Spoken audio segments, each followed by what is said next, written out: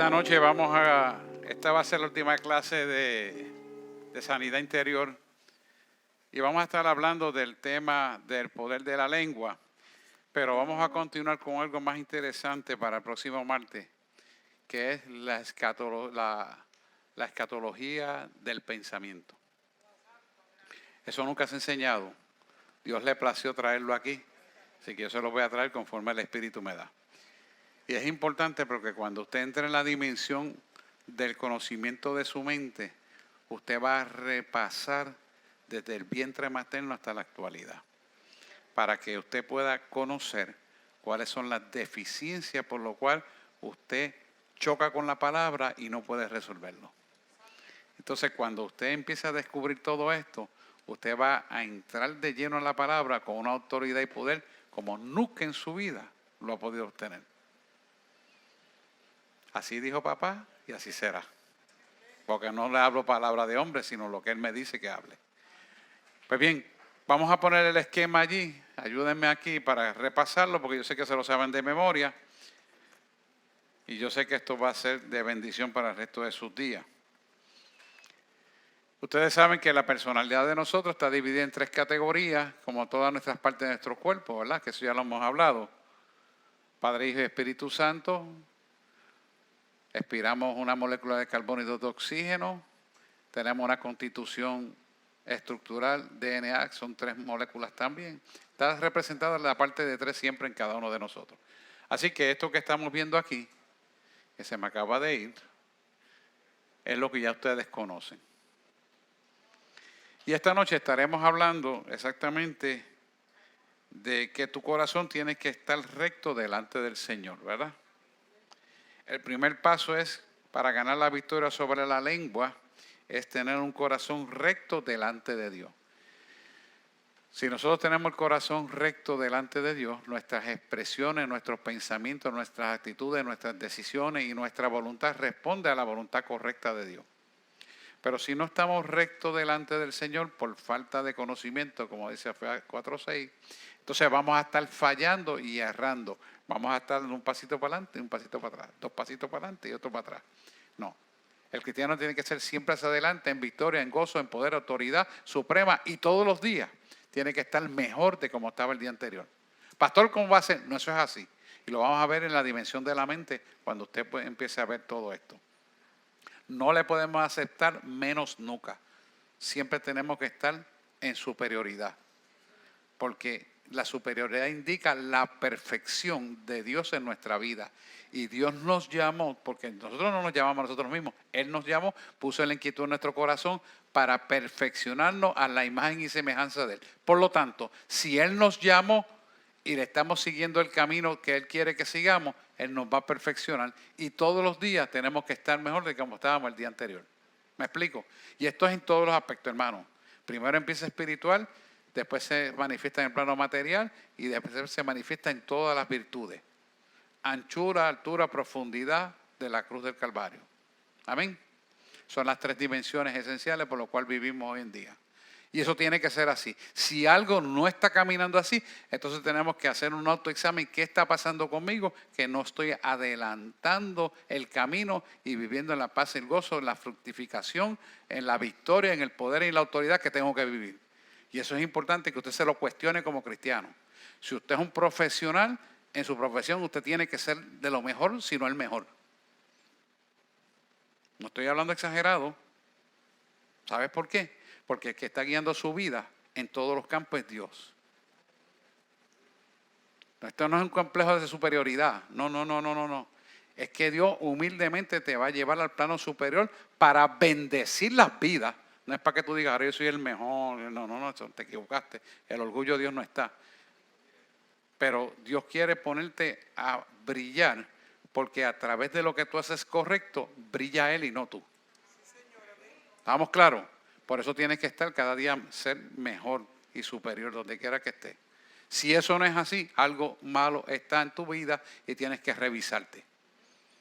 Porque no es posible que tú estés un día bien, otro día mal. Estoy hablando español.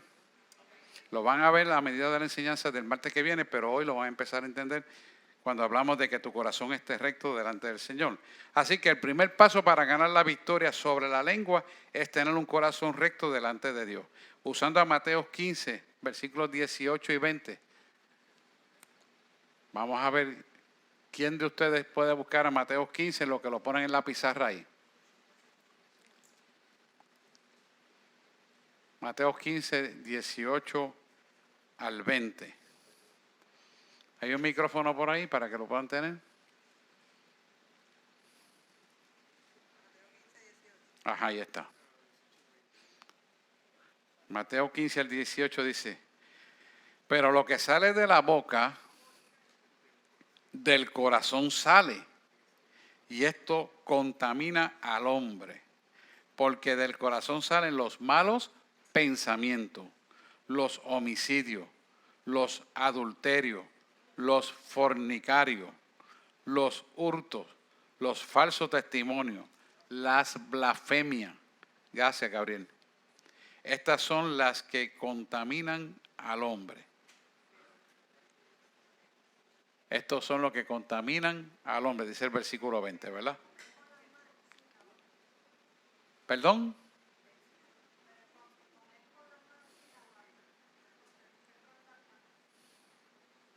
Estoy en Mateo 15, 18 al 20. Ok. Así termina el 20. Estas cosas son las que contaminan al hombre. Ahí le está diciendo, porque no lo estoy terminando aquí, lo estoy terminando la lectura que estoy mirando aquí.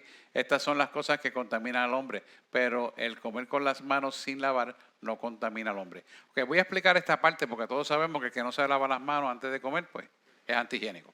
Pero voy a explicar el relato porque cuando uno interpreta la Biblia tiene que ver el tiempo para lo cual se está hablando, el concepto que se está divulgando aquí. Y esto se lo está diciendo a los fariseos, porque ellos están diciéndole que sus discípulos no habían lavado las manos y eso contaminan. Entonces él está aprovechando para enseñar a los gente que lo que más contamina a las personas es la impureza de corazón. ¿Ves? Y obviamente todos sabemos que la higiene indica, y el libro del Levítico nos enseña que hay que lavarse las manos. Pero en ese preciso momento que él se lo está discutiendo a ellos, Jesús mismo te lo está diciendo así, y el relato lo recoge Mateo, que era uno de los discípulos de Jesús. Es bueno para que entiendan que lo que está hablando aquí es más importante que lavarse las manos. Así como uno se lava las manos para estar higiénicamente bien en el cuerpo, tiene que limpiar su mente todos los días. ¿Y qué es la higiene para lavar la mente? La palabra de Dios. ¿Ok? Pues vamos a empezar a desmenuzar esto. Pero lo que sale de la boca, del corazón sale, esto contamina al hombre. ¿Por qué esto contamina al hombre? Porque si nosotros no filtramos lo que sale de nuestra boca a través de un pensamiento recto, lo que sale de nuestra boca puede ser contrario al testimonio que Dios quiere que nosotros demos. Y por lo tanto, nosotros no estamos correctamente en nuestro pensamiento porque el desconocimiento de la verdad de la palabra de Dios no permite que formulemos un pensamiento correcto y articulemos unas frases correctas para una sana y mejor convivencia. ¿Qué es lo que va a traer esto? Problemas de comunicación, problemas de no entendimiento y destrucción a las buenas y mejores relaciones interpersonales que todos tenemos que tener. Esto es importante que nosotros entendamos. Por lo tanto, nuestra mentalidad tiene que ser todo el tiempo cambiante en mejorar y buscar respuesta a nuestro corazón, en nuestro ser interior. ¿Por qué? Porque el enemigo todo el tiempo trabaja enviando lo que se llaman saetas de fuego. Las saetas de fuego no son más que pensamientos contrarios a lo que es correcto hacer. Duda, miedo, angustia, una serie de cosas que va a usar de emociones del pasado no redimidas para sembrarlas en el pensamiento. Y ese pensamiento, si usted no lo filtra por la palabra, no lo depura, no lo quita, se va a manifestar a través de la boca. Y una vez que se articula con la boca, cobra acción dinámica lo que usted diga. Y si usted maldijo, se va a desatar maldición, pero si usted bendijo, se va a desatar bendición. Si usted habló palabras de muerte, se desata muerte, pero si usted habló palabras de vida, se desata vida. Porque en la boca está el poder de la vida y de la muerte. ¿No dice la misma palabra? Así que, ¿por qué es importante tener el corazón recto? Porque cuando tenemos el corazón recto, las palabras expresadas son correctas a la luz de la palabra de Dios y son unificatorias, son libertadoras, sanadoras, restauradoras, de autoridad y de poder. Lo que tú articules con tu lengua queda flotando como una energía en el aire y en un momento dado esa energía se va a articular y va a producir una conducta o un hecho sustancial de vida. ¿Me estoy explicando? Yo viví esto en la luz contraria cuando una persona, y me voy a reservar el nombre, le dijo a su esposa recién en una cesárea y ella le dice, donde estabas te puedes quedar. Y yo como médico estoy escuchando. Precisamente me tocó en esa parte del OBG dar a esa paciente de alta. Ella le dice cuando entró al cuarto, donde estabas te puedes quedar. Y él dijo, sea maldita tu vida y perezca. Y se fue. Usted puede creer que cuando yo termino de llenar el récord, esa paciente murió súbitamente. Estoy hablando de una realidad contextual que viví. Cuando vine ya ella estaba muerta. O sea que uno va a buscar los papeles al récord, tranca el récord, se lo da el papel de alta. Cuando vine ya estaba muerta y estaba bien. ¿Qué pasó ahí? El que dijo la palabra era un espiritista y ejecutó el comando de vida contra la muerte. O sea, ejecutó la muerte en lugar de vida. Eso no me lo contó nadie, yo lo viví.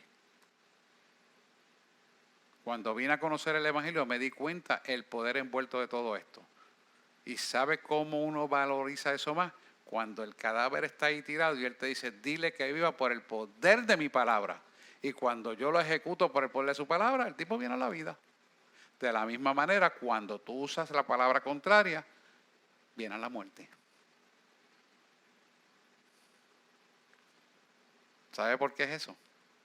Porque cuando la persona no tiene la cobertura de la sangre, la palabra de maldición que se desata, se cumple. Pero cuando usted como creyente tiene la cobertura de la sangre de Cristo, no puede penetrar. Tiene que entender esto, porque esto es real. Y lo dice la palabra. Pues yo lo viví cuando no conocía la palabra. Y después lo volví a vivir cuando conocía la palabra. Porque nunca entendí cómo es posible que estando perfectamente bien, y yo mismo dándolo de alta, que estaba perfectamente bien, doy la espalda, que tal de 5 o 10 minutos, estaba muerta. Y yo oí cuando él lo dijo. Claramente. Y ella hizo así, como que le chocó. Después que estaba agresiva, le chocó. Y recibió el espíritu de muerte. ¿Qué va a cancelarlo si ya no sabía nada de eso? Yo tampoco. Eso que usted está diciendo lo dice en Proverbios 18:21. Léelo. ¿Sí? Dice, Dale un micrófono aquí. Va. Esto hay que grabarlo porque es que esto es importante. Proverbios 18:21 lo dice. El poder de la lengua, de la vida y la muerte. sí, Ese hombre está ágil. Sanidad de Parkinson. Dios le sanó de Parkinson. Dale un aplauso.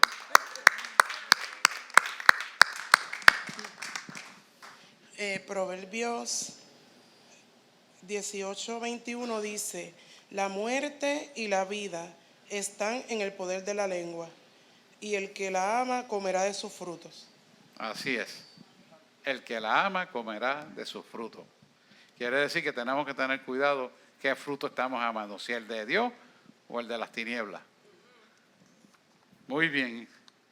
Romanos 10, 9 y 10. Dice, y esto se lo traje porque esto es importante, porque esto tiene que ver con la salvación.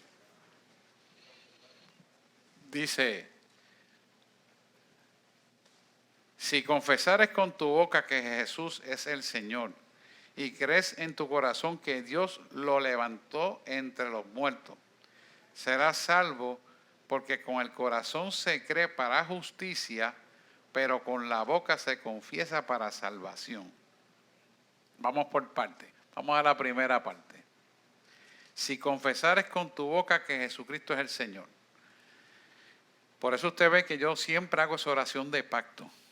¿Por qué? Porque a usted confesar a Jesucristo como el Señor, si hay unos vestigios de maldad o hay tiniebla o hay oscuridad, un espíritu inmundo en su vida, y usted pone a Jesucristo como su fiel, único y exclusivo Salvador, o sea, usted lo pone en primer lugar, aquello que está operando dentro de su alma se tiene que sujetar al que usted puso en autoridad.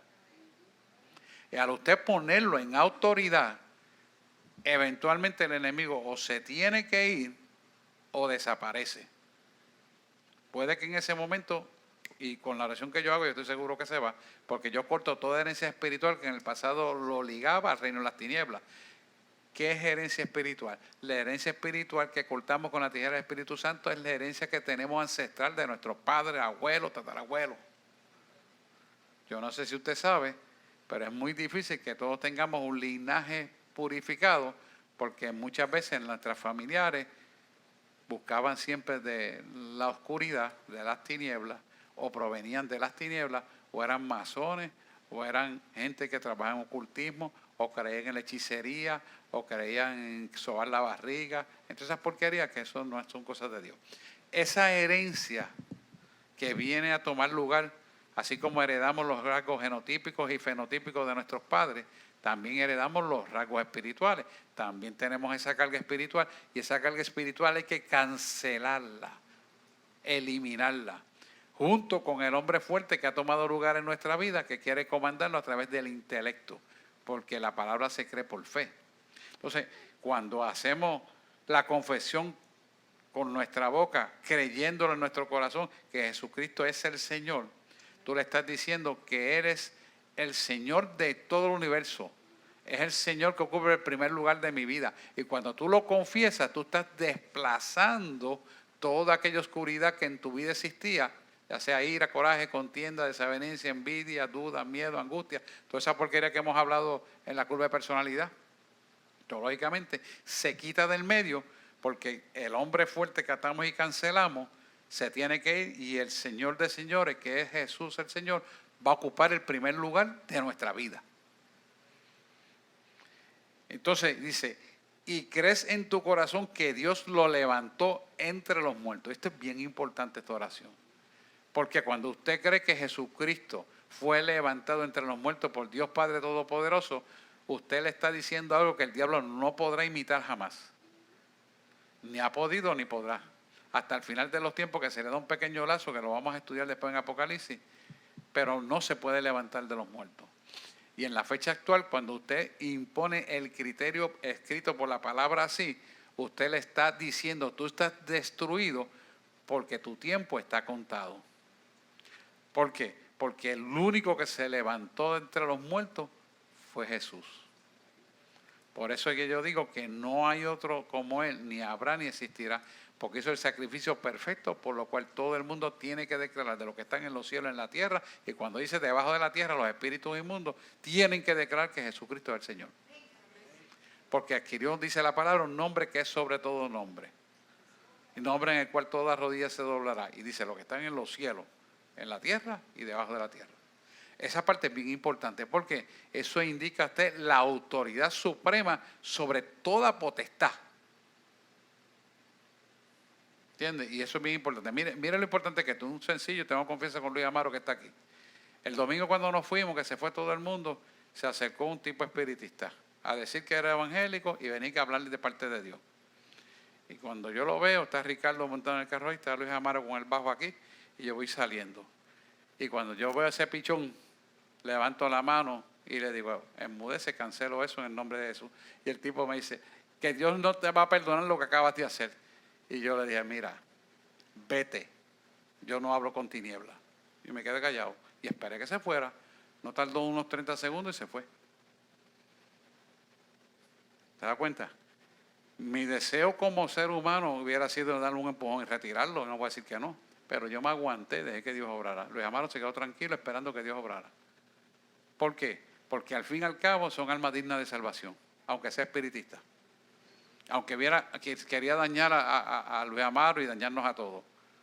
Pero no lo puede hacer, porque la cobertura de la sangre de nosotros como creyentes es más poderosa que todo lo que puede operar. ¿Estoy aquí hablando claro? Y nosotros tenemos que estar conscientes de esta realidad para que se afiance la verdad y no le tengamos miedo a ninguna de esas porquerías.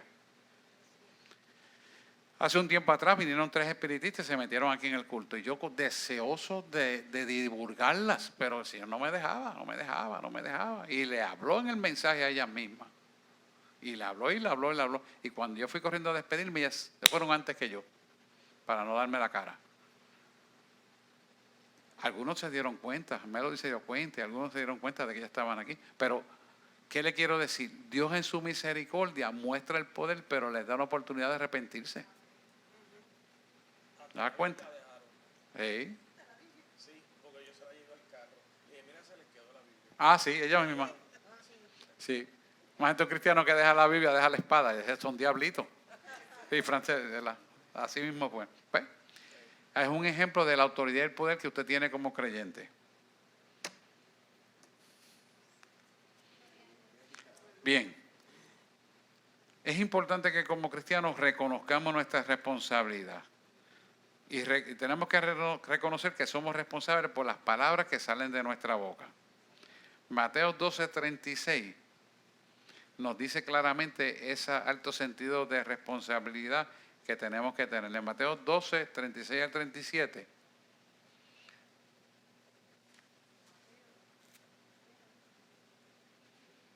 Ahí dice, exactamente.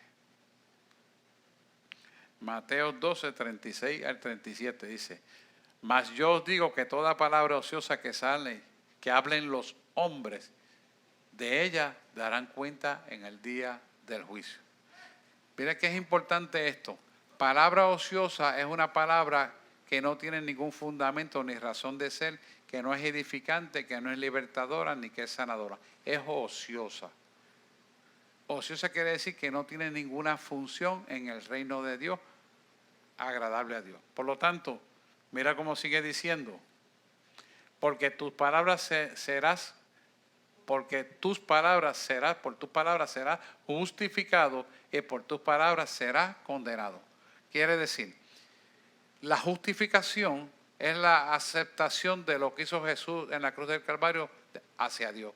Dios aceptó el sacrificio perfecto y nos justificó, aun siendo pecadores, que nos pudiéramos arrepentir y recibir la salvación. Pero si hablamos palabras ociosas, esas mismas palabras están en los aires y esa misma palabra es la que nos va a juzgar, porque todo aquello que tú hables incorrectamente regresará a ti con la maldición de la semilla putrefacta. Pero si tú desatas una palabra buena, serás justificado y resulta en tu propia bendición.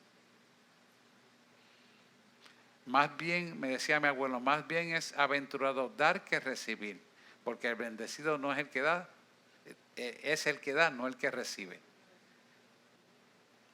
Mi abuela me decía eso. Y siempre ella lo hacía. Yo me acuerdo como ahora que en un día de madres, ella no tenía que regalarle a mi mamá. Y le regaló un pañuelito hecho de hilo. Y le regaló ese pañuelito. Y mi mamá dijo, fíjese, y ella todavía no conocía al Señor, le dijo, ¿sabes qué? Lo guardaré como una joya. Cuando yo fui a recoger las cosas de mi madre, ella había enmarcado ese pañuelito. Porque apreció el valor que tenía el regalo que le había dado. Hecho a mano por ella y de su propio corazón. Cuando yo recogí las cositas que ella tenía guardadas, porque esas cosas se recogen y uno no las guarda, hay que, ¿verdad?, ponerlas en su sitio. Estaba ese pañuelito allí. Nos enseña verdaderamente que las cosas que tienen valor son aquellas que se dan con esplendidez y con deseo de agradar, no con motivaciones perversas ni esperando retribución. Amén. Dice la palabra. Dice, palabras ociosas, ¿verdad? Hablen los hombres, de ella darán cuenta en el día del juicio. Pues por tus palabras serás justificado y por tus palabras serás condenado. Cuando vemos el diagrama que estaba puesto ahí anteriormente, vemos que las palabras ociosas o injustificadas nacen de un superego no redimido. Quiere decir que en nuestra alma hay emociones que están en estado inconsciente que van a aflorar al consciente y se van a manifestar a través de la boca, tomando lugar del inconsciente al consciente, porque el inconsciente sigue representado en nuestra mente. Y la articulación de ese inconsciente se hace consciente en el aquí y en el ahora a través de nuestra mente. Si nosotros no filtramos y no hemos redimido, no hemos perdonado, no hemos arreglado cuenta con las personas que tenemos que arreglar, pues vamos a albergar siempre un miedo, porque tenemos que entregar muchas cosas que no hemos entregado. El miedo, ya se lo he explicado, que es el fundamento de un espíritu de control. Cuando la persona no puede poner su vida en el control de Dios, tiende a siempre a calcular las cosas y a pensar cómo las quiere hacer. Como a mí me gustaría que tú te vieras más bonito. Como yo quisiera que te hicieras esto. Yo quiero que tú hagas esto. No me gusta que hagas aquello. Eso es control. Dios no está en eso. Dios está en que tú des las instrucciones correctas a la luz de la palabra y el ser humano crezca conociendo esa verdad, realizando esta palabra como es correcto y así se desarrolla sanamente. Por ejemplo, y este problema lo vemos mucho hoy en día con el desorden que está viviendo en la familia. Los padres carecen de corrección y otros son demasiado exigentes en la corrección. Ambos extremos son malos. Porque no se pueden imponer las cosas porque tú eres el papá. Claro, uno tiene unos valores que tiene que dárselo desde pequeño. Y cuando tú vas desde pequeño criando a tus hijos con los valores correctos, llegan adultos y caminan. Pero si tú se los impones como un criterio sin explicación y se los impones de una manera fuerte, ¿qué pasa? Le estás creando una disciplina sin amor y se convierte en una tiranía. Esto es importante que lo entendamos, hermano. Y esa tiranía, pues quizás tu hijo no te lo dice, pero lo siente y lo resiente. Y cuando llega a la adultez, lo que hace es entonces criticar y se siente en discomfort, como se dice, disgustado. Y ese disgusto proviene de ese miedo que no se trabajó en los padres, donde querían tener control hasta del sitio donde iban a respirar. Eso pasa, ustedes no lo creen, eso pasa más de lo que uno piensa. Pero cuando uno enseña el Evangelio y los guía en el camino, uno los pone en las manos de Dios. Dios nos da a nuestros hijos y nosotros se los entregamos a Él. Pero en la medida y forma que lo hacemos, es que ellos van a crecer. Hay que enseñarles a pescar para que coman toda la vida, no pescar por ellos para que coman un ratito y después se quedan en el aire. Sino que aprendan a discernir y ver las cosas como es correcto, vivan por la palabra y se realicen en todas las vertientes conforme a la palabra de Dios. Si hay miedo en uno de los padres, pues va a haber un espíritu de control y eso va a traer un cimiento de personalidad en los hijos o en los sobrinos, en lo que esté criando, o en los adoptivos, lo que sean, donde van a estar fallidos y van a sentirse rechazados, se van a sentir en menosvalía y se van a sentir que no valen nada y que han vivido la vida otros por él. Es natural. ¿Por qué? Porque el miedo es el que hace eso. Y ese miedo nosotros lo tenemos que destruir. Tenemos que empezar por nosotros mismos. ¿Alguien tiene dudas? Ya hemos hablado bastante de ese tema, así que no voy a entrar en más profundidad. ¿Perdón? Sí. Dilo. El miedo es como una semilla. Ajá. Que si tú la dejas crecer en tu vida, te va a estorbar para siempre. Para siempre. Para siempre. O sea, uno tiene que aprender a ver el miedo con cierta determinación para sacarlo de la vida de las personas, porque una cosa pequeña se puede convertir en algo bien grande y dañar a la persona, que a cualquier persona lo puede dañar. Sí. Y hay cosas que hay que poner bajo los pies. Claro que sí. En el nombre de Jesús. Amén.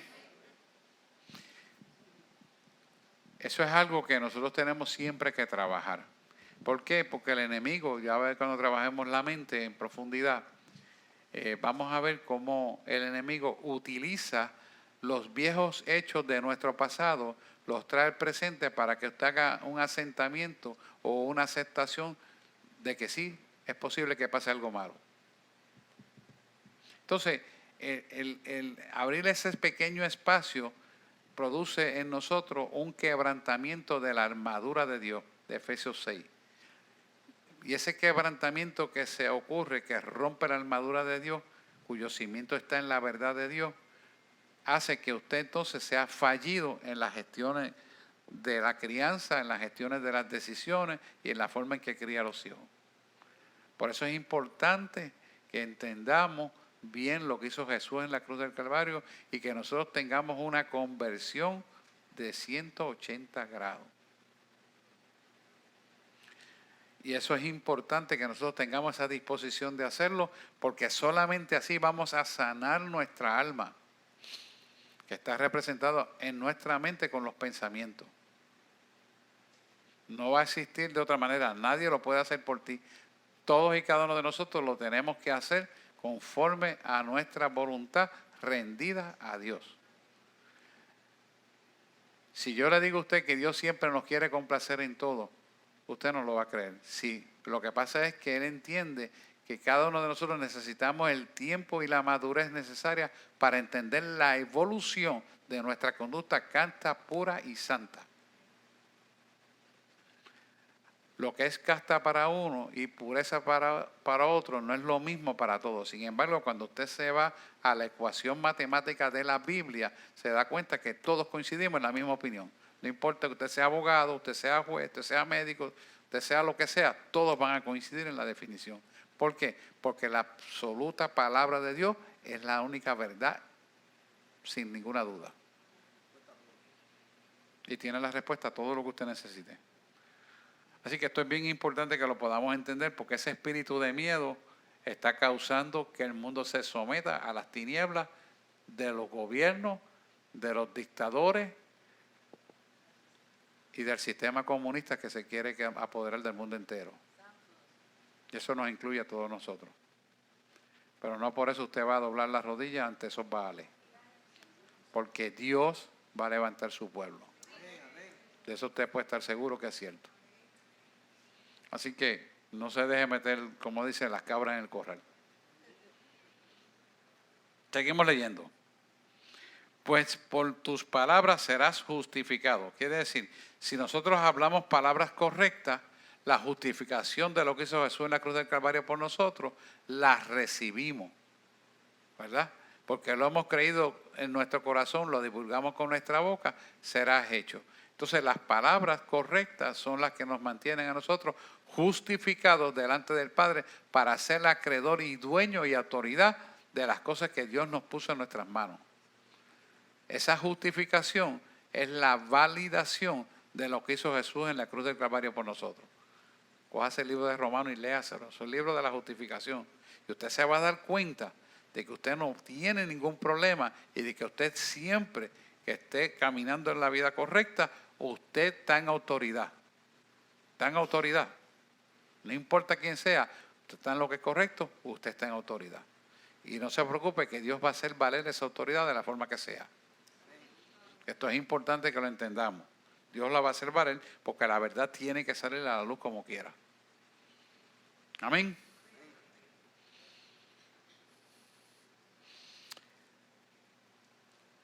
Lucas 19, yo quiero que lo leamos de Lucas 19, del 11 al 22 completo, porque este relato es interesante.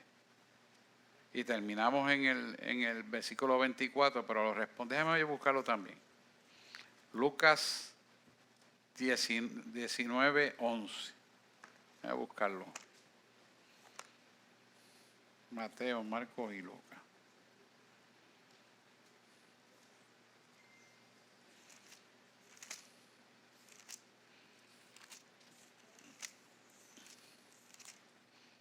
Voy a leer con calma para que usted pueda visualizar lo que Dios nos quiere traer aquí.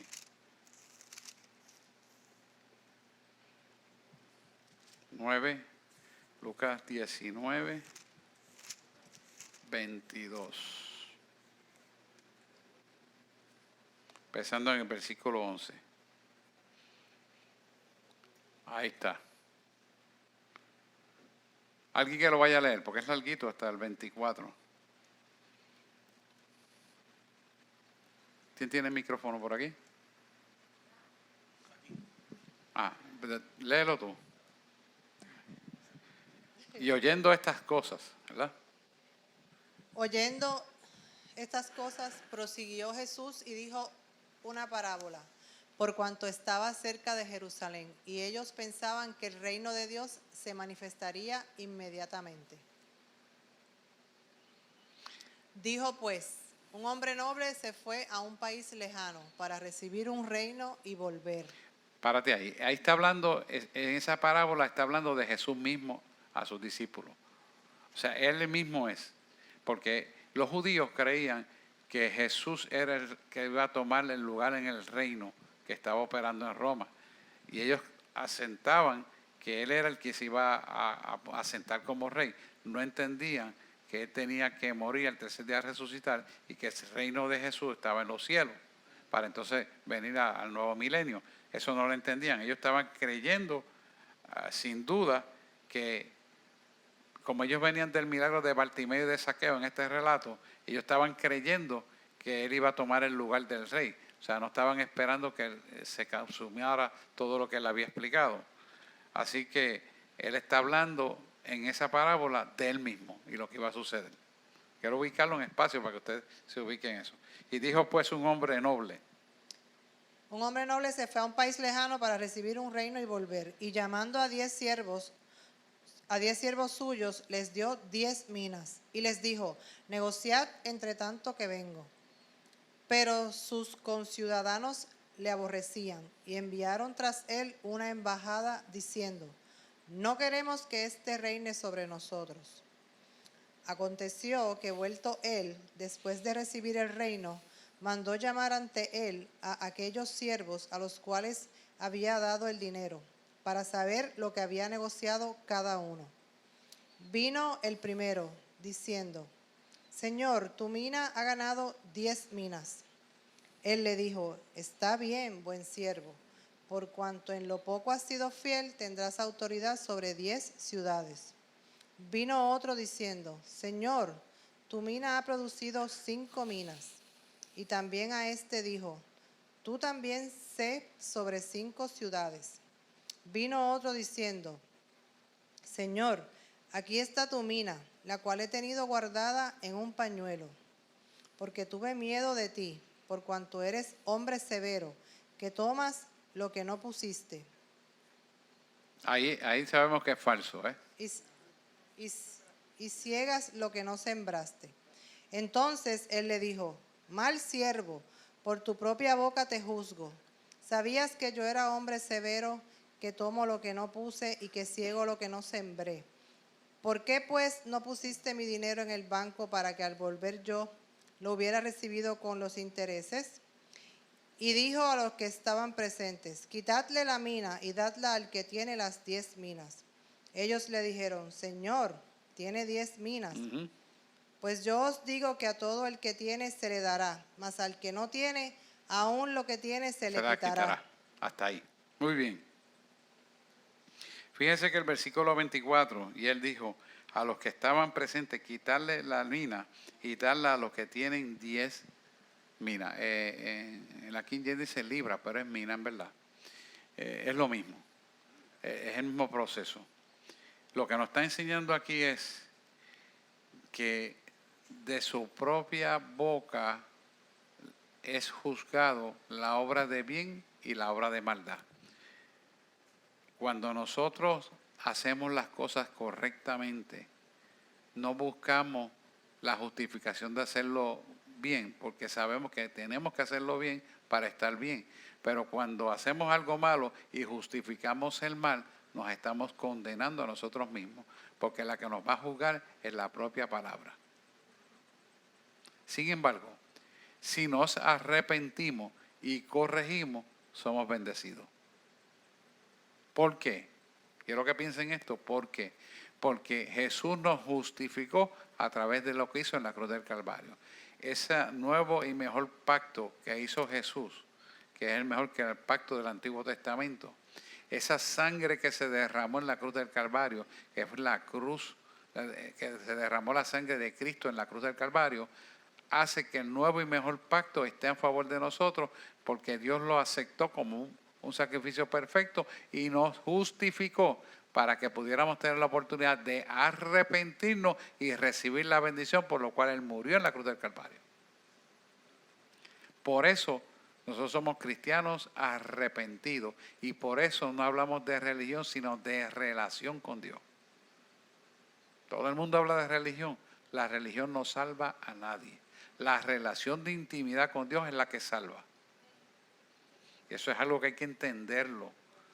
¿Y por qué? Porque cultivamos que usted escuche la voz de Dios y haya esa relación con Dios.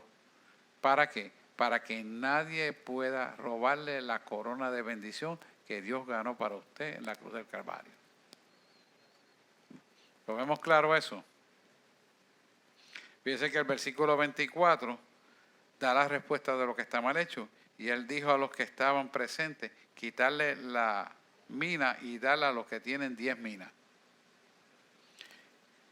Y esto tiene muchas connotaciones y muchos significados. Dentro de la gente del pueblo de Dios no puede haber envidia, porque uno esté mejor que otro y otro no esté mejor. Oiga esto. Todos,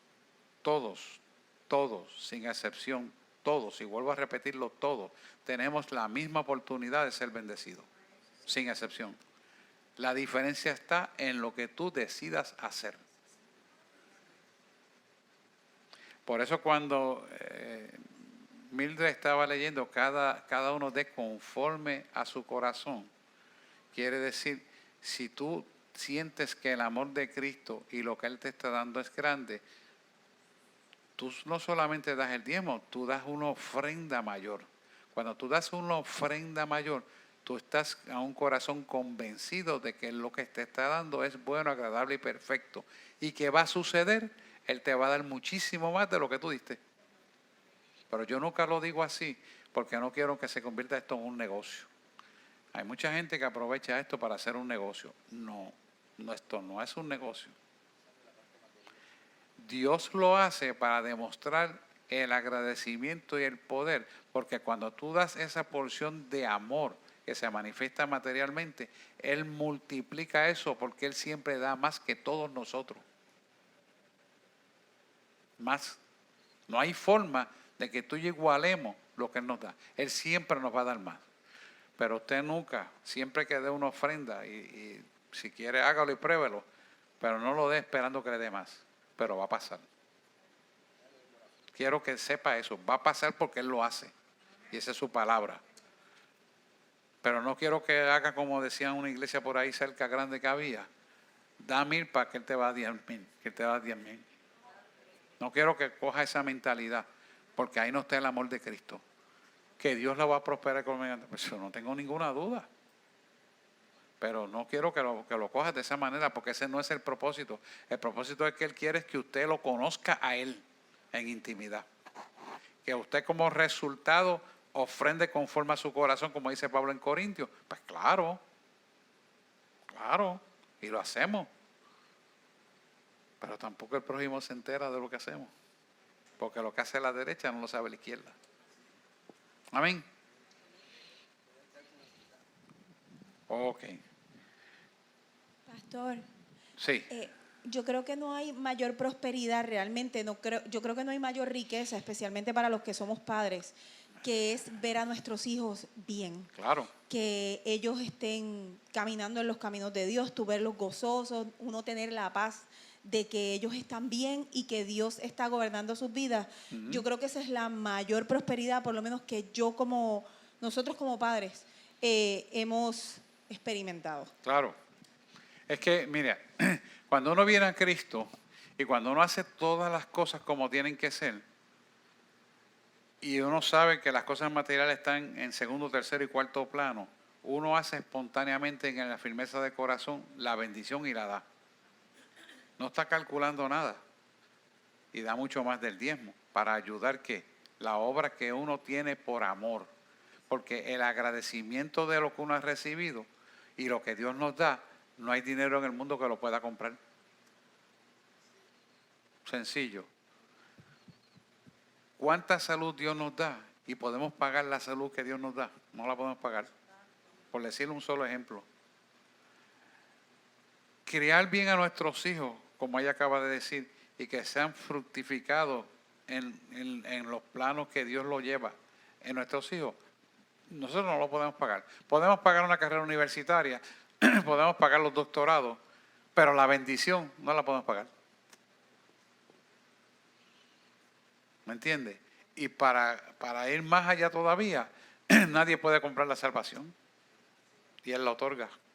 Y de gratis. Por gracia y misericordia. O sea que cuando usted analiza bien en profundidad, nos damos cuenta de que alguien el otro día oró, yo no sé si fue Polo, que dice, de lo mucho que tú nos das. Nos da tanto, tanto y tanto que no nos damos ni cuenta. ¿Lo están viendo aquí? Bien, pues vamos a seguir porque tengo que terminar esto hoy para empezar lo que viene el martes que viene, que es interesantísimo. Date cuenta que tus palabras reflejan el Evangelio. Mientras pienses que tu lengua no es importante, no ganarás control sobre ella. Debes darte cuenta que tu conversación refleja el Evangelio de Jesús. Filipenses 1:27. Ay, sí, gracias. ¿Tiene agua? Ah, pues tiene agua. Gracias. Gracias.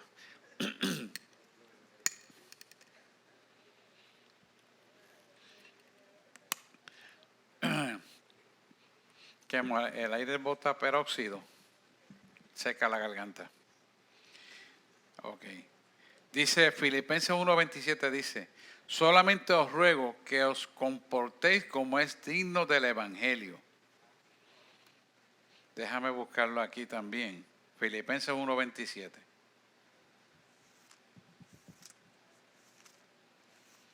Búsquese Filipenses 1:27.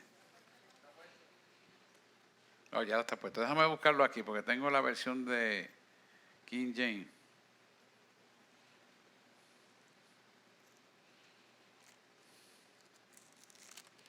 Aquí estamos, Filipenses 1:27.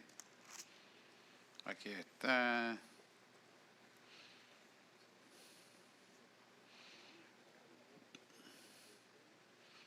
Dice, solamente que os comportéis, quiere decir que hay un estilo de vida, como es digno del Evangelio de Cristo. Se refiere a un comportamiento, ¿verdad? Correcto. De una manera digna, ¿verdad? Como debe de ser el Evangelio. Y la manera digna que debe ser el Evangelio, mirando siempre a la cruz del Calvario. Para que os sea que vaya a veros o que esté ausente, oiga acerca de vosotros que estéis firmes en el mismo espíritu. Es decir, que no nos desviemos de Cristo en la cruz del Calvario hacia otras cosas. Y dice, unánimes, combatiendo juntos por la fe del Evangelio. ¿Cuál es nuestra fe del Evangelio? Lo que Jesús hizo en la cruz del Calvario por cada uno de nosotros. Quiere decir, reconocemos el Cristo crucificado que murió y resucitó, porque Él está vivo. Así que no tenemos una cruz con un esqueleto muerto ahí. La cruz es lisa, mírala ahí. Lo importante, yo he visto muchos crucifijos con un esqueleto. No, ya Él murió y resucitó y está sentado a la diestra del Padre e intercede por nosotros. No es ni niñito Jesús, ni el viejito, ni el muerto, el que resucitó y está a la derecha. Que conste en acta ese conocimiento. Exactamente. Así que debemos esforzarnos por mantenernos en la verdad, porque Satanás va a querer que tú no te mantengas en esa verdad de autoridad. ¿Por qué? Al tú tener duda, ponme el diagramita otra vez.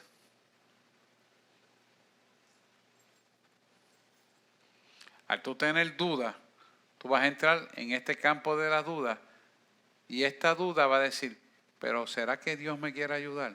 ¿De verdad que en medio de este problema Dios me va a ayudar? ¿De verdad que en esta enfermedad Dios me va a ayudar? Y entonces esa duda te la pone el enemigo, y cuando eso existe en tu mente, la fe desaparece. Y cuando la fe desaparece, Dios no puede actuar. Por eso Dios quiere que en medio de las pruebas nosotros enfrentemos los problemas y Dios nos sana en medio de la prueba. Dios no te sana por la prueba, sino en medio de la prueba. El domingo vamos a estar hablando de eso. ¿Por qué? Porque Dios quiere que en medio de la situación tú enfrentes la duda y sea despejada por la fe. Entonces, cuando tú desatas la certidumbre de fe, lo pronuncias con tu boca, creyéndolo en tu corazón, entonces Dios obra. Y esto es importante porque la duda es semejante a la ola del mar. Y la ola del mar todos sabemos que nunca es estable. Lo dice la palabra en Santiago. ¿Por qué? Porque no puedes estabilizarte ni tener la roca, el amparo y la fortaleza que significa uno de los nombres de Cristo para que nosotros podamos tener esa fe firme en Él. Entonces, el enemigo lo que hace es que te siembra la duda. Tú nunca vas a progresar. Tú siempre estás atrás. Tú no avanzas. Mira esto, mira aquello, mira lo otro, mira lo que está pasando acá. Y te empieza a enseñar todo lo negativo. Y tú dices, ay, es verdad. Idiota, sal de a ese canal, no le creas la mentira, porque él te va a dominar con la mente. Lo vamos a trabajar el otro martes más arriba, y él está todo el tiempo trabajando para que tú creas tu propia mentira.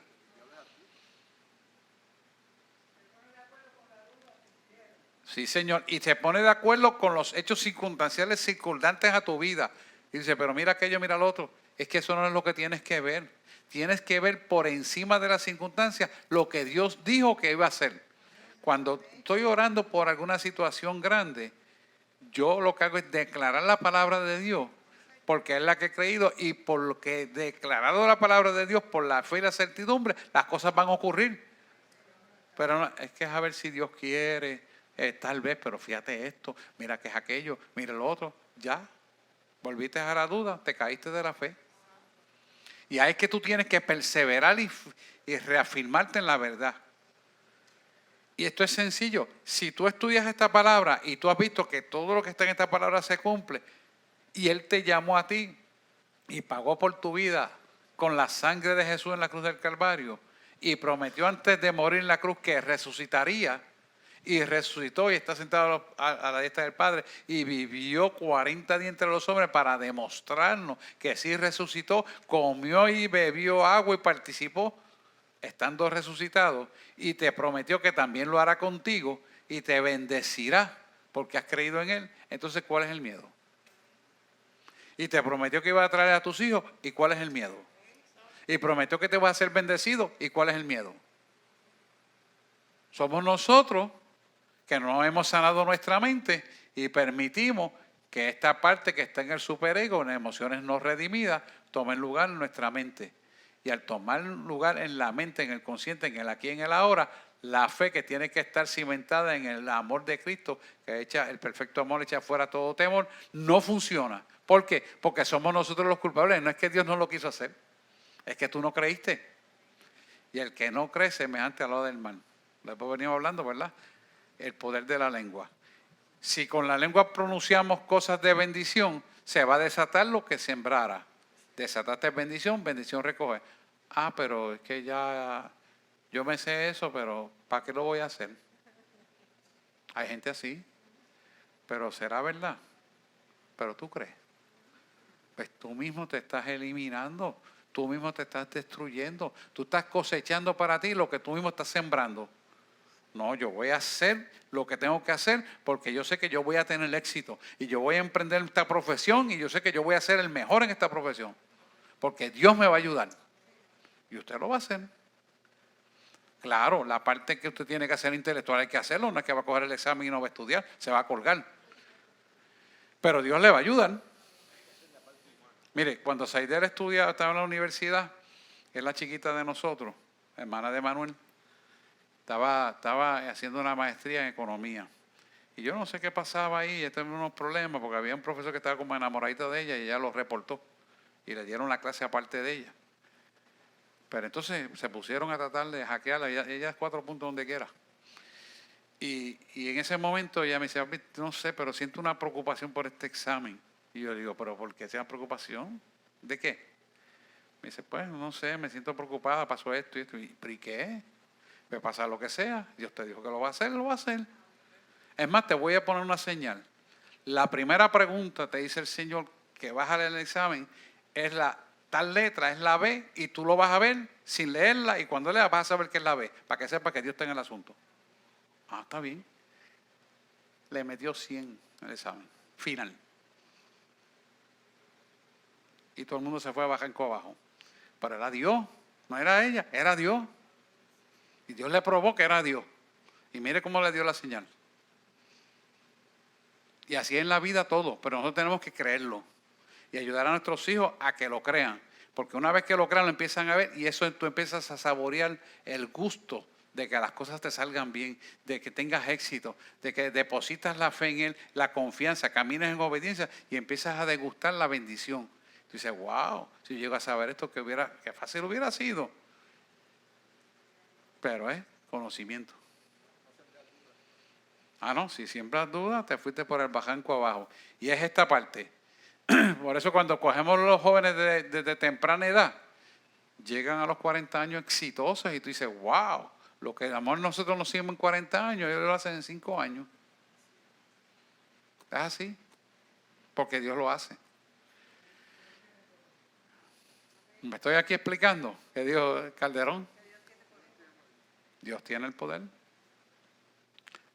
Bien, vamos a seguir.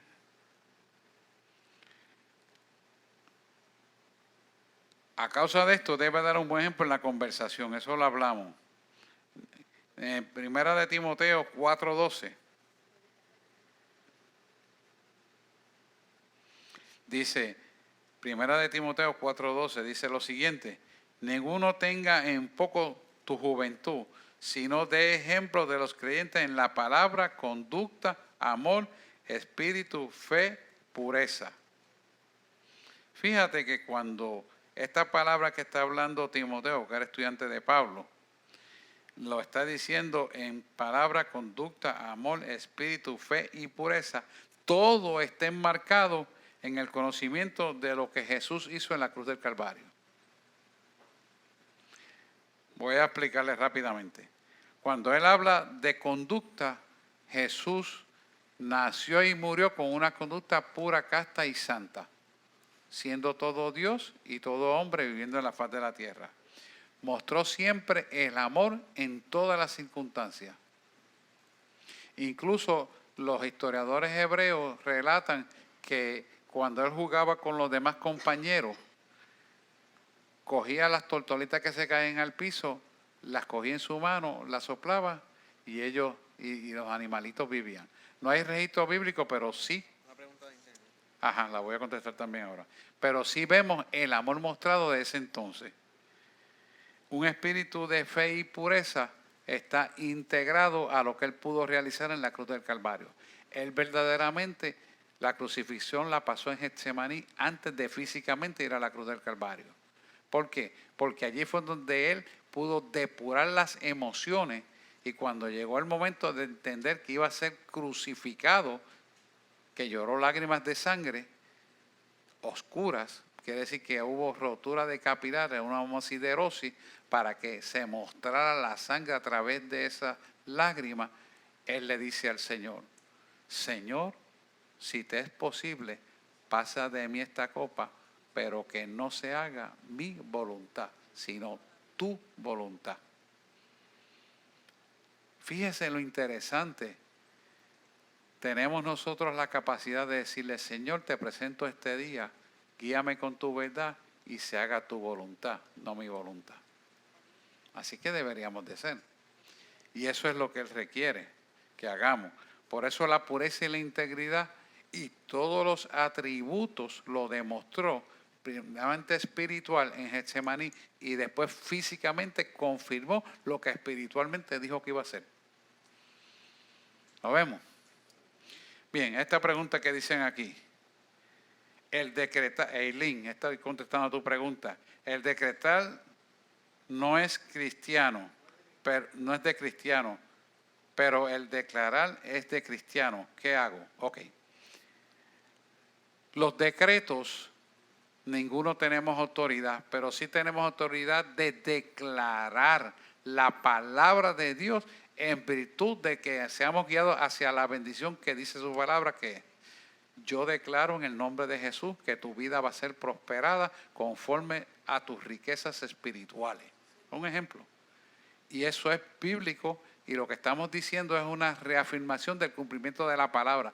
No es que usted decreta porque sale de su mente o de su corazón, sino que está en la palabra de Dios proféticamente para que se cumpla en nuestra vida. O sea, usted no puede determinar lo que usted quiere en su mente hacer y ponerlo como un decreto de parte de Dios. Eso no es. Porque es la voluntad del hombre, no es la voluntad de Dios. Nosotros seguimos la voluntad de Dios. Por lo tanto, nosotros declaramos la palabra de Dios en la posición correcta hacia lo que Dios nos manda a declarar. Amén. Y entonces es lo que nosotros tenemos que hacer. No es hacer el decreto del gobernador, por ejemplo. Yo decreto que todo el mundo tiene que ahora hacer tal cosa. Eso no es. La declaración del creyente para que ocurran las cosas como Dios quiere, tiene que venir certificada por su palabra y en la posición, motivo y hora que Dios indica que se utilice. Por ejemplo, cuando usted va a orar por una guerra espiritual que tiene o un caso que está llevando en corte, por ejemplo, y Dios le trae ejemplos bíblicos, usted usa esos ejemplos bíblicos para declaración en favor de lo que Dios dice que va a hacer. Pero usted no se imagina usar esa palabra sin usted tener la connotación de que Dios le está hablando a usted para esa declaración de parte de Dios. Porque usted lo va a hacer de parte de Dios. Los decretos son de cosas de hombre, donde Dios no está. Pero la declaración del poder de la palabra de Dios, sí. Y bueno que lo diga, porque he visto muchos apóstoles por ahí diciendo, yo decreto tal cosa, yo decreto lo otro, y eso no es de Dios. Yo decreto que tú vas a ser próspero en todos sus caminos. Sí, no. Tú tienes que usar la palabra de Dios conforme a la voluntad de Dios para que las cosas funcionen conforme a lo que Dios quiere. Porque quien hace las cosas finalmente es Dios. Dice la palabra claramente, y lo sabemos, que todo lo que ocurre en el cielo se plasmará en la tierra. Amén. Bueno, espero que se haya aclarado su pregunta, Eileen. Y si no, pues vuelve a escribir y con mucho gusto la aclaramos. Vamos a seguir otra vez en lo que nos queda. Vamos a utilizar, 1 Timoteo ya le explicamos, vamos a continuar. Lo que sale de tu boca no pasa desapercibido por los paganos. Esto es un ejemplo en el Salmo 126. Búsquense el Salmo 126.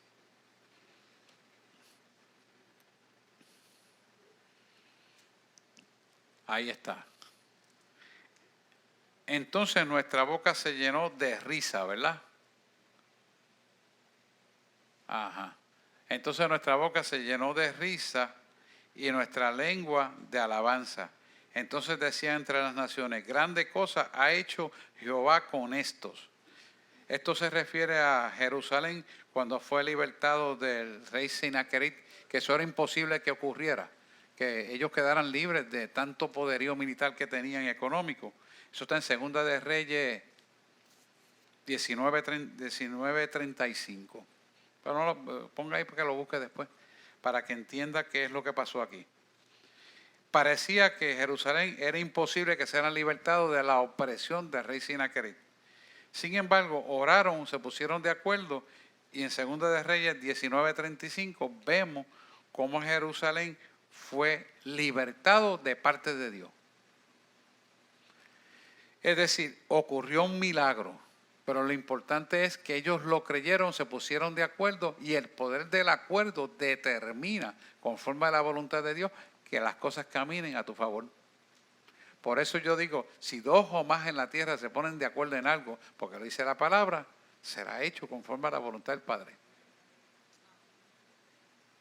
Y esto es importante y ellos recibieron eso, por eso dijo, entonces ellos decían entre las naciones, grandes cosas ha hecho Jehová con estos. Quiere decir que ellos quedaron anonadados porque fueron derrotados. Mire esto, una de las cosas que más Dios hace para derrotar al enemigo, cuando siempre estamos en desventaja, y a Dios le gusta que tú y yo estemos en desventaja. Mira qué cosa. Quiere decir que cuando nosotros estamos imposibilitados de resolver las cosas, es cuando Él se glorifica. ¿Por qué?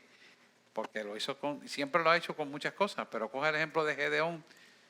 Gedeón tenía que ir contra los amalecitas y tenía un grupo de hombres grandes, pero Dios le dijo, ve quitando, hasta que fue con 300 hombres nada más.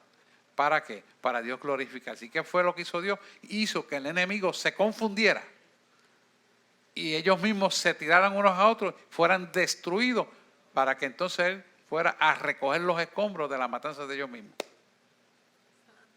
Alaba. El Señor habló eso esta mañana. Y es lo que Dios hace para Él glorificarse. Entonces, cuando nosotros sabemos y conocemos estas cosas, ven acá, pero ¿por qué yo me estoy preocupando? Ya yo entregué las manos de Dios, lo que hago es alabar a Dios. Y Él te dice muchas veces, alábame. Ni siquiera te dice que ya está resuelto, alábame, porque lo tienes resuelto. ¿Están aquí? Así que Dios trabaja. Claro que tenemos que seguir su palabra y ser obedientes, pero alábame. En todo tiempo. Me quedan 10 minutitos. Vamos a aprovecharlo y con esto termino. Primera de Pedro 3, 1 y 2.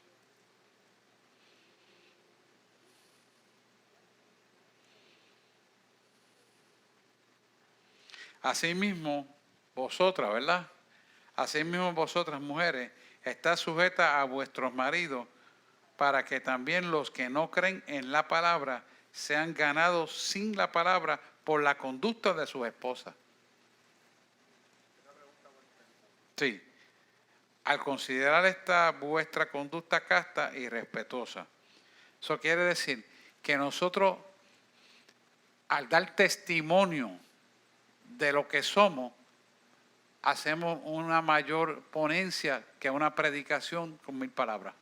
Quiere decir, tu testimonio habla más que 1000 palabras. ¿Por qué? Porque el testimonio habla de lo que realmente somos.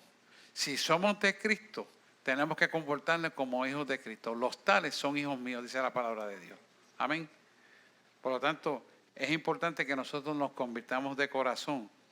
Y esto va, obviamente, con mujeres cristianas. La mujer que no es cristiana le es muy difícil poderse comportar correctamente. La tendencia en nuestro país, puertorriqueños que somos, es que la mujer tiende a dominar.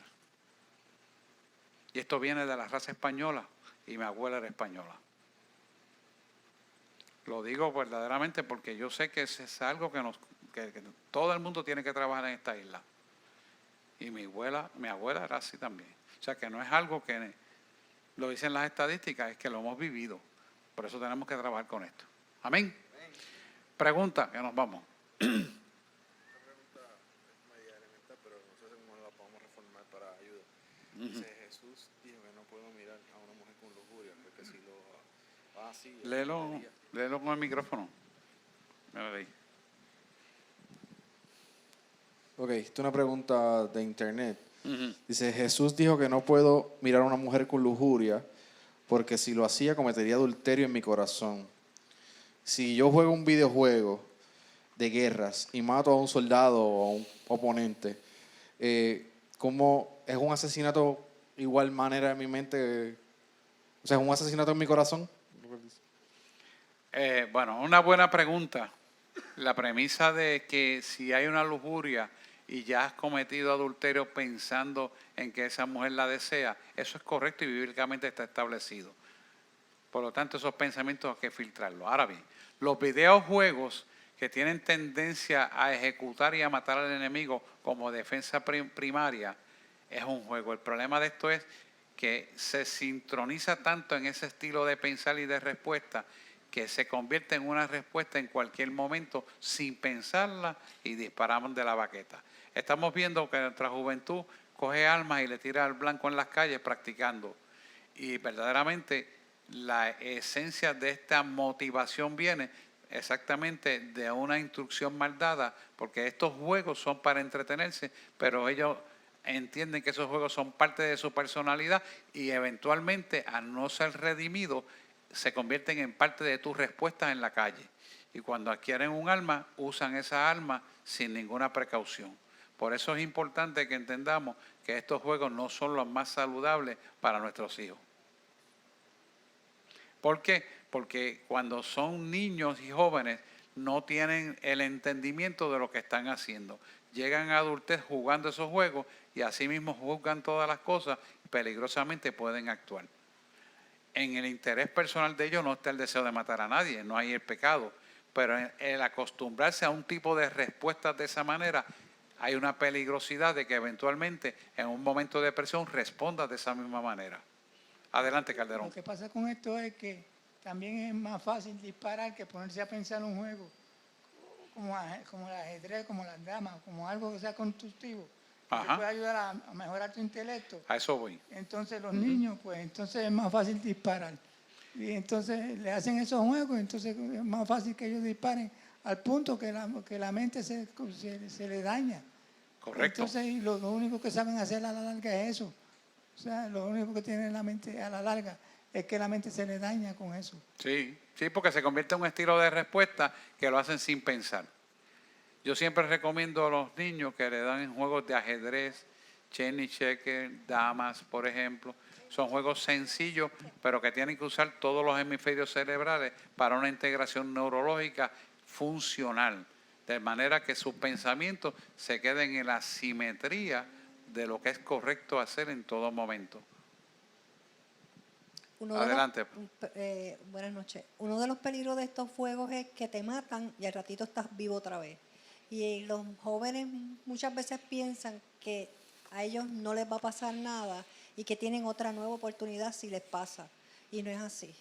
Y ese es también un peligro grande que se enfrentan porque ellos piensan que no les va a pasar nada o que tienen otra oportunidad de vida cuando no es así. Una de las cosas más importantes que nosotros como creyentes en Cristo tenemos que ver es que nosotros no podemos adecuarnos a las realidades contextuales y aceptarlas como que son buenas. En la realidad actual nosotros vemos cómo la gente fuma marihuana en la calle o se va a un salón a un vapeo y se mete el cannabis, supuestamente medicinal, que científicamente les digo es una mentira. Es una medicina no cura, eso es una droga. Y la aceptan por bueno y la ven en un video y la aceptan por bueno y es una nomenclatura hecha por una situación que se llama Overton, donde van convenciendo a la población para una aceptación de las cosas incorrectas y el pueblo aprende a llamar por bueno y aceptarla. Entre ellos están los videojuegos. Por esto es importante que nosotros entendamos que los procederes incorrectos y los valores tenemos que perpetuarlos de acuerdo a la Biblia. No es religiosidad, sino relación de intimidad con Dios. Una de las cosas que ha tomado ventaja para que tengamos la drogadicción casi ilegal ya en este país es que la han aceptado por bueno y nadie se pone de frente a decirle que eso es incorrecto, dañino y destructivo. ¿Cómo usted va a permitir que su hijo use cannabis cuando sabemos que las terminaciones neuronales por el uso de este tipo de sustancias terminarán embruteciendo a su hijo? Por no decirle que hay un montón de cosas adicionales destructivas para su vida. O sea, la aceptamos como por bueno porque aquel lo dijo, porque el secretario de salud lo dijo, porque el gobernador lo dijo. No. Usted tiene unos valores éticos y morales que está establecido en la palabra de Dios que se deben seguir por encima de cualquier andamiaje, de cualquier retardado mental que se le ocurra con un título universitario o doctoral de decir semejante disparate. Sin contar que va todo el tiempo a depender de esa droga para moverse y poder funcionar y eventualmente perderá su vida. Bueno, pero ese no es el tema, estoy contestando la pregunta del videojuego. Vamos a orar. Y vamos entonces a irnos con la bendición del Señor. ¿Alguna otra pregunta que tengan aquí? Estamos al día. ¿Estamos ready? Están muy calladitos. El domingo, el martes que viene les va a gustar mucho, porque yo estoy deseoso de traer eso para acá y discutirlo con ustedes.